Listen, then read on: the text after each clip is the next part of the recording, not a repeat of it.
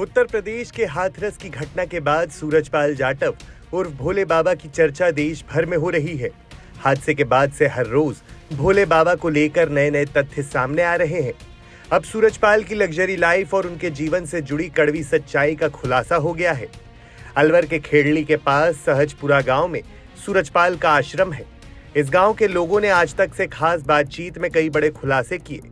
आश्रम के आसपास घर में रहने वाले लोगों ने कहा कि आश्रम में बाबा के लिए स्पेशल झूला लगा हुआ है और झूले पर बैठकर सूरजपाल महिलाओं को ऑर्डर देते थे।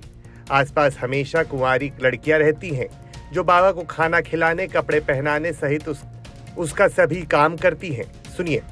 आश्रम में 4-5 कमरे बने हुए हैं, झूला भी लगा हुआ है बाबा के लिए। रसोई घर अलग से नियुक्त किया गया है, जिसमें रसोई घर में 2 कमरे हैं, चारों तरफ से बाउंड्री है उसकी। और बाबा के रूमों में एसी लगा हुआ है, अटैच में लैट्रिन बाथरूम है। बाबा को कहीं जाने की ज़रूरत नहीं है, बाबा अंदर ही रहता है। नीम का पानी से स्नान करता है।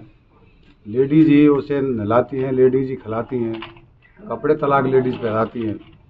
और लेडीज़ों में भी कुंवारी लड़कियां हैं, ये नहीं कि ब्याही थाई लड़कियां आती हूँ, कुंवारी लड़कियां रहती हैं। वीडियो कैसेट कैमरा वगैरह सारा सत्संग में वो लड़की ही करती है। बाबा के आसपास बहुत कड़ी सुरक्षा रहती है और सुबह शाम बाबा की आरती भी उतारी जाती है। बाबा जब रात में विश्राम करता है, बाबा आता है, तो बाबा आने के बाद में इस बाउंड्री के चारों तरफ, आज शायद प्रधानमंत्री के लिए भी सुख सुविधा नहीं होंगी, जो इसके पास में इतने अलग से फोर्स गार्ड इसने लगा रखे हैं जो चारों तरफ रात को पहरा देते हैं, उसके नजदीक किसी को आने नहीं देते। सेवकों ने बताया कि मंगलवार के दिन अंधविश्वास का खेल रहता है, भूत प्रेत भगाने का काम चलता है। इस दौरान जो लोग परेशानी में रहते हैं उनको यातनाएं दी जाती हैं व सुरक्षा कर्मी उनको डंडे मारते हैं।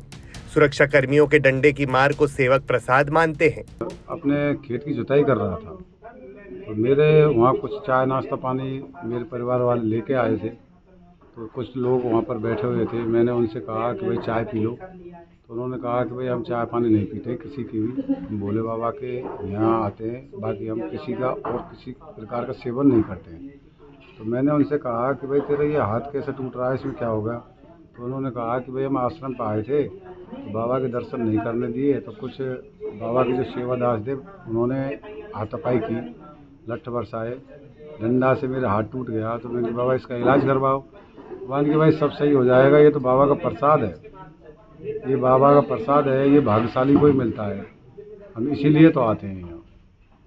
ये घटनाक्रम थी, इनका कुछ पता नहीं चलता ये क्या है क्या नहीं है। बाकी हमें तो यहाँ कुछ ऐसा दिखा नहीं कि ये बाबा कुछ भगवान के संगत दे रखी है, भगवान है, इसने कोई चमत्कार हमें तो दिखा नहीं आज तक वही चमत्कार किया है।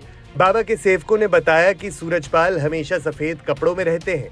उनको महंगे चश्मे, टाई और जूतों का शौक है।